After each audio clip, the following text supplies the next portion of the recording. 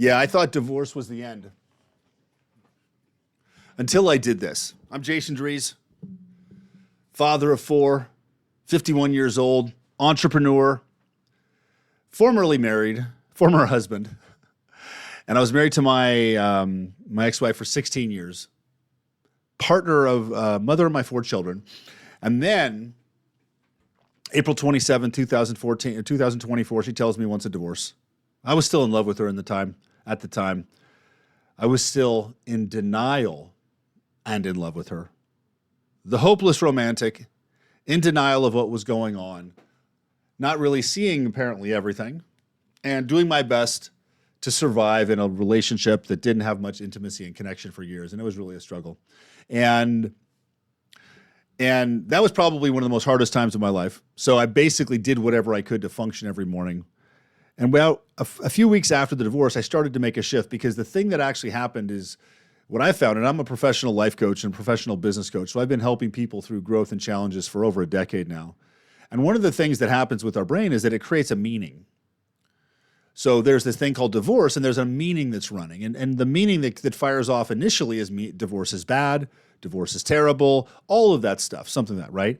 So if you have the meaning that divorce is terrible, then anything involved with the divorce is going to feel terrible.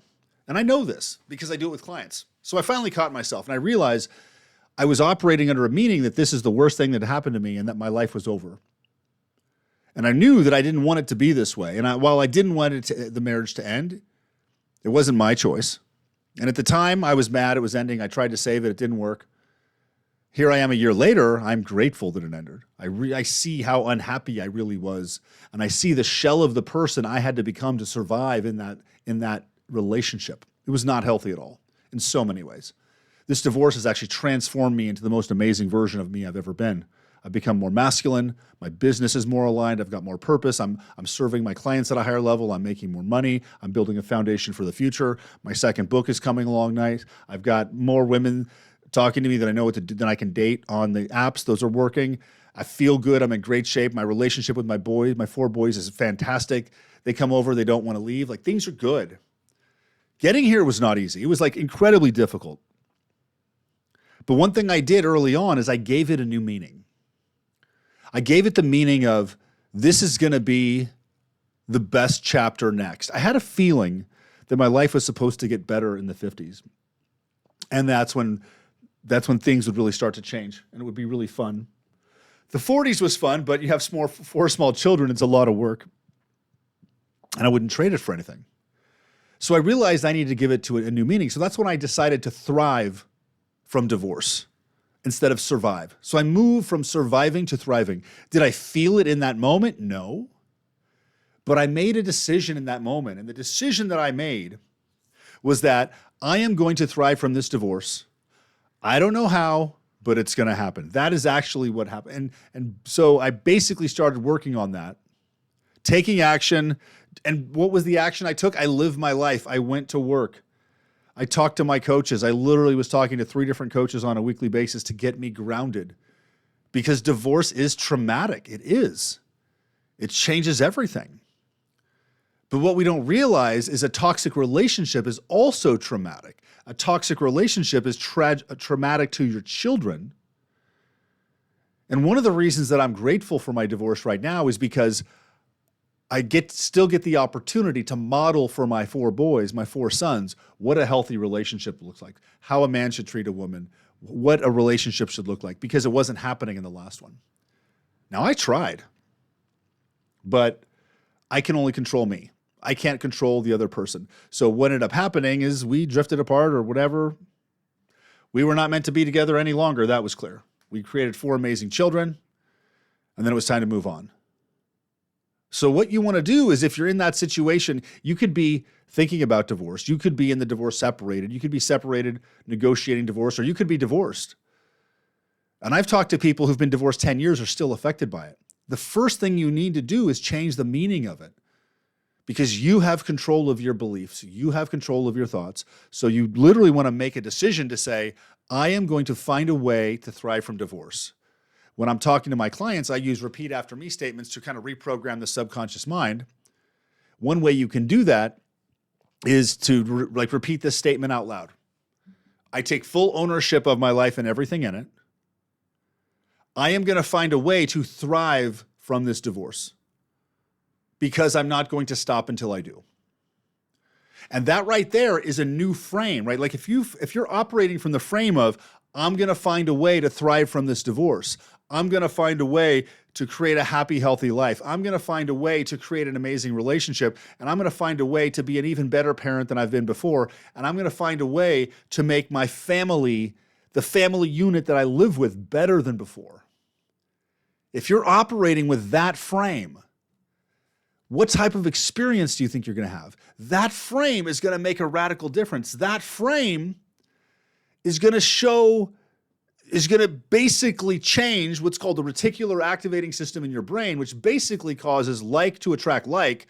That's why when you bought that new Ford pickup truck, you started seeing Ford pickup trucks everywhere, right? It's basically telling your subconscious mind where to focus on. And that's why understanding mindset is such a powerful tool. I've been mastering mindset for over a decade now. I wrote a book called Do the Impossible. I've coached thousands of clients.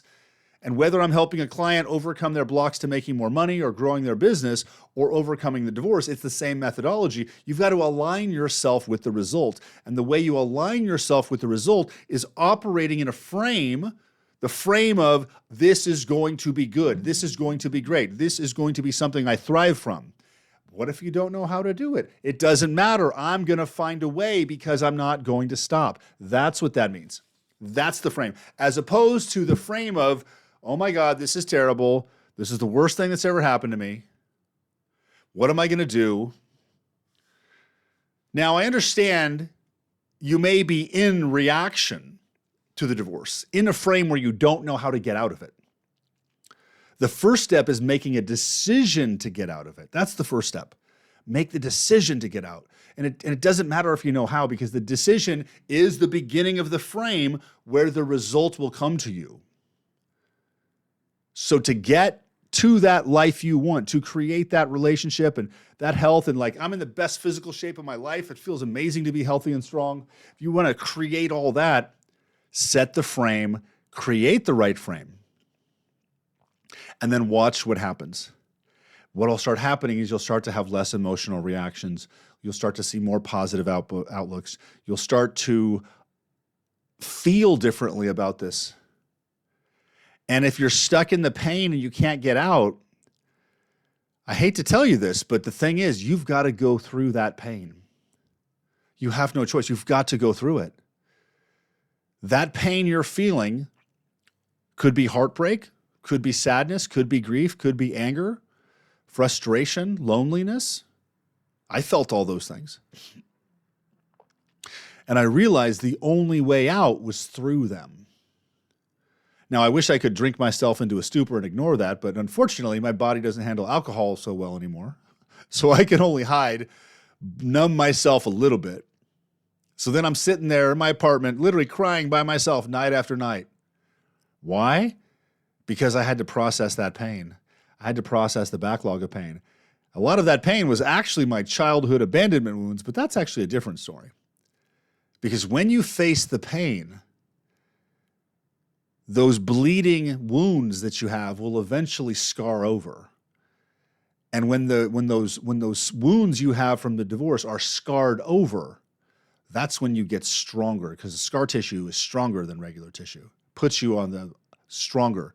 So you start to build through this. And what ends up happening, these magical things start to happen, because I went into this pit so deep, I thought I was never coming out. And I went into another pit that was even deeper, and I thought I wasn't getting out of that one. But each time I went through the pit, I found a piece of myself at the bottom. I'm sitting here crying on the couch, shaking uncontrollably in my apartment in East Austin. Right across from all the bars and everything, I can see everybody having fun, and I'm by myself alone in my apartment crying. Do I have a big community of people here? No, I'm 50 years old. All the people I knew are married with kids. I moved to Austin 4 years ago. Most of my friends are not, I have a lot of friends, they're just not local. So I'm by myself crying. Did I have suicidal thoughts? Yes. Did I pray to not wake up the next day? Yes. Did I scream to God, why are you doing this to me? Yes. I know that the reason that I'm on this path, because it's supposed to turn me into the man I'm supposed to become. And the man I am now, I've fucking earned this man. I've earned who I am right now. And by earning this man who I am right now, I've got a pride I've never had before. And I've got a bullshit detector that I just do not handle bullshit.